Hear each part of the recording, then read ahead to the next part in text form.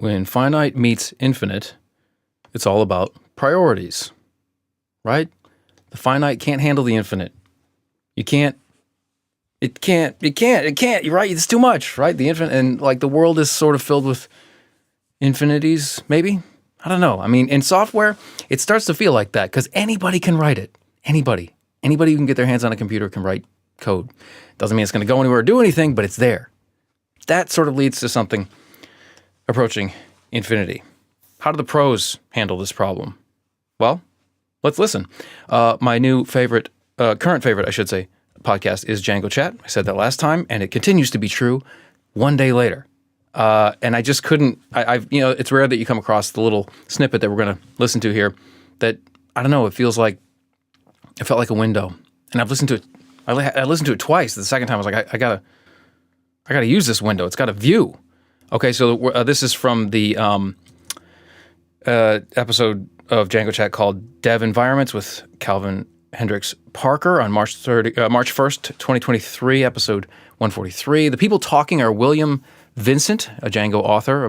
He writes books for beginners and up the level to professionals on how to use Django. By the way, Django is a set of programs, a framework, if you will, to help developers, programmers, coders write the software necessary to create a website or a web app, as they tend to be called these days. So that's what Django is. William S. Vincent writes books on Django. Carlton Gibson is a fellow, or was a fellow for a long time, at the Django Foundation.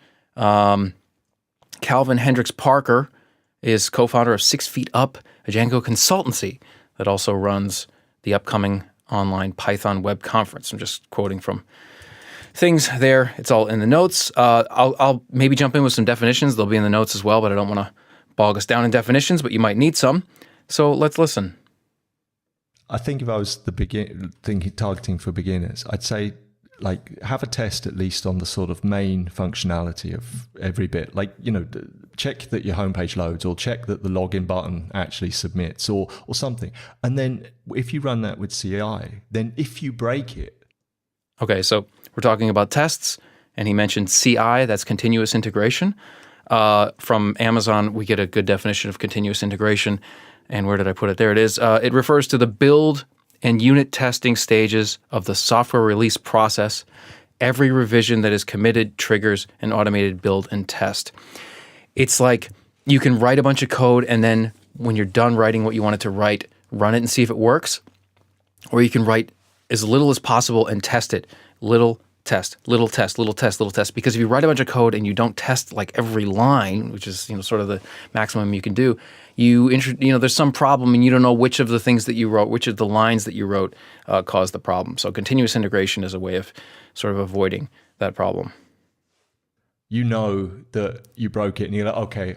And the other thing, 100% coverage, or that may be a bit too much to add for, but if you've got that kind of basic coverage over the core bits. Coverage is how many tests, or do you have enough tests to test all the code that you wrote? So the testing code is designed to check the production code that you want to do something in the world that you want to do something. It's like a smoke test that, actually I broke something. I think there's value in writing those what seem like silly tests. This is Hendryx-Parker talking. Oh, this is obvious. This should always obviously work. Well, if it should always obviously work, you might as well write the test for it so that when it obviously doesn't work, you'll know. Yeah. It's Vincent. Hard when someone, again, this is what I spend my time with, someone who's so new, like someone who was saying, okay, because I have tests in all my books, but like I can't write an entire book on Python while I'm writing a book on Django. And they were like, okay, we're using setup test data. Like, so just to be clear, he writes books on the Django web framework. That web framework is written in Python programming language, the Python programming language, and you also use the Python programming language to make your changes to a Django project in order to make it create your website. So you're writing, it's all in Python.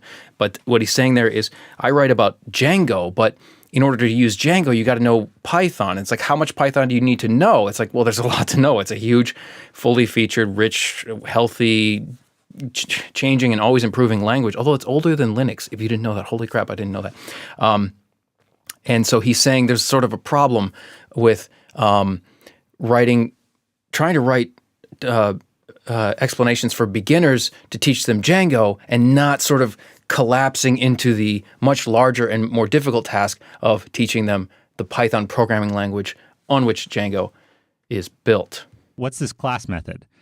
Okay, he's going to talk now about object-oriented programming concepts. I'm just going to give you quick things to grab onto so you don't have nothing. We're not using technical jargon or technical terms without at least giving some sort of definition. So a class, let's call it a program for building an object in object-oriented programming. An object is data plus little programs that manipulate the data encapsulated together so that you can limit how complicated and buggy the rest of the code, the rest of a program can get. That's just a first attempt at a definition there. So that's what a class is. What a class does, it's instructions for building an object. The object is an example or an actual instance or constructed this is hard to explain. Data plus program example, let's say, or implementation. Oh, it's hard not to use all the jargon. But just think of a class as being a little block of code in a program that is, when you use it with another line in your program, the result of using that program is an object. And then that object has all of it is built according to the rules that are specified in the class. Okay? That's a class. I'm trying here. And then a method is a little program attached to the specified in the class and attached to the object that manipulates the information that's specific to the object. A class method. So we've talked about a class and we've talked about a method. Now we're talking about a class method. Is a method, a little program attached to the class itself that can manipulate data about the class, not particular objects that come from the class. But this might be hard, but don't worry, you'll get used to it. And then an instance method is the method associated with the particular object that came from the class. And a static method is somewhere in between. It doesn't manipulate the data of the class or the instance from a class. And I should say instance and object are sort of synonymous. So if you hear instance, you can think object. But anyway, don't worry, you'll get used to it. And then static methods are used to sort of prevent name collisions, I think, within the class. But I'm not really, I've got a citation. RealPython.com has a much better explanation than that. Okay, continuing. It's like, okay, well, like what are classes? And then why am I using CLS? And it's like, oh, PEP8, so it. Okay, CLS refers to, and PEP8 PEP8 is a style guide for Python. CLS is what you always use for the first argument to a class method. Okay, don't worry if you don't know what that means. You don't need to. It's this tension that I enjoy this challenge of trying to be like, I want to explain things. I don't want to have magic everywhere, but like, how deep do you want to go? Like sometimes just trust me on this. This is the best practice, and here's some links if you want to knock yourself out. But it is completely overwhelming because you're just taking it on faith. It's like, oh, I copied these tests and it seems to work, and I kind of understand why, but you should just put a little footnote. Go see Brian Okken's book if you want. Brian Okken's book is Python Testing with PyTest, which is a tool. Okay.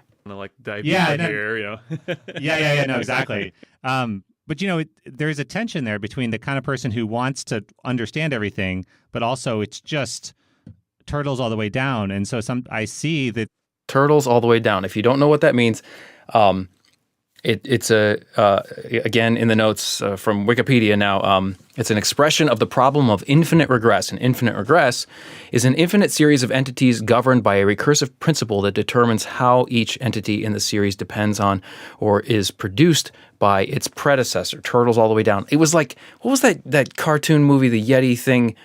I don't know. But they had at one point they referred to turtles all the way down. Like, what's the world built on? Oh, it's built on top of a turtle. Well, what's the turtle built on? Oh, it's a bigger turtle. All the way down to what? Okay, what he's talking about, and this is what grabbed me about this snippet. I did this like the day before I heard them say that, to have this little conversation. Not little, I mean this little part of the conversation. The day before, I was working on one of Vincent's books, and I got stuck on testing. It's like, okay, I can do the things that. See, I'm about reading code. It's I think most people recommend and most people do sort of fiddle with code and go on and on fiddling and trying to make things work. When I do that, I don't feel satisfied. Yeah, it feels good to make something work, but I want to be able to just open a page or open a file and read and know what's going to happen. That might not be the best approach for learning code, but that's I can't get away from it. So when I'm reading Vincent's books, I read the lines and I try to picture what's happening in my mind without actually coding it. I know I can make this stuff work in practice, and but that feels like I don't know what weaknesses I'm introducing to my thinking. Whereas if I could just think it through, but then I hit this problem that is exactly what he's talking about, where I see some piece of the code and I think, where'd that come from?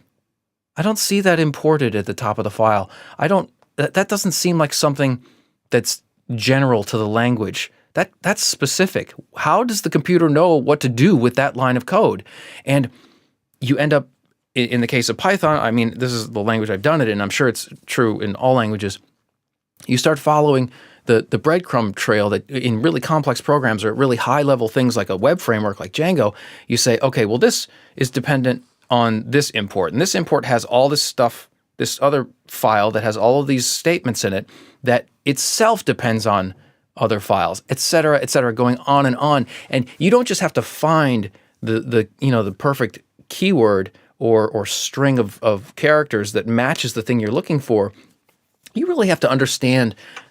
Often you have to really understand how you can step from one thing to another, because it's often implied or abbreviated or some other thing that causes it to be confusing to a newcomer. And that can go on and take up a lot. Now, for someone like me who likes doing it. I mean, I like being done with it. I like the feeling of succeeding at it, but it can be a long slog when you're not expecting it. Okay, that's people like me, but for others, it's well, let's listen. What happens with the others? These people get really hung up, right? And sometimes it leads to I'm just never going to grasp all this. And it's That's what I wanted to get across. This idea that there are lots of barriers to understanding what's going on in the world of computing and understanding code, especially. Why do they always, every news story shows some garbled syntax highlighted page of who knows what? Usually it's like web stuff that they can just, they can use their web browser to show a bunch of fancy stuff they don't understand. But that's the key. You don't understand it by just looking at it. It takes a lot of practice and experience to understand what you're looking at. And even then, you only understand one language. It doesn't mean you can quickly understand another, or one command line tool versus another. They have a lot of things in common, and you get better and better at it. But this is a barrier to the outsider. This is one of the things that is like a brick wall. I mean, it's not just like a speed bump in the beginning. This can be, as he just said, a brick wall. It's fractal. You do need to put. Oops. Listen. Sorry. It's it is fractal. You do need to put limits on stuff and just be have a list of I'm going to go learn those things. This struck me, even the pros, these guys are all pros. They know what they're doing. Even they struggle with or at least recommend to their younger selves or the people they're teaching. You have to have a list. You have to prioritize. You can't follow every rabbit down every rabbit hole. That's important to remember. And people who seem like they know everything, they don't. Nobody does. Infinite versus finite. Your brain is finite. Everyone else's brain is finite. The world of code is practically, for all intents and purposes, infinite. And that's it. Okay. So I think there's more in this conversation that we might go into, but we'll see. And that's all I wanted to say. Co3, Saturday, February 3rd, 2024, started at 4:05 p.m. Eastern, signing off.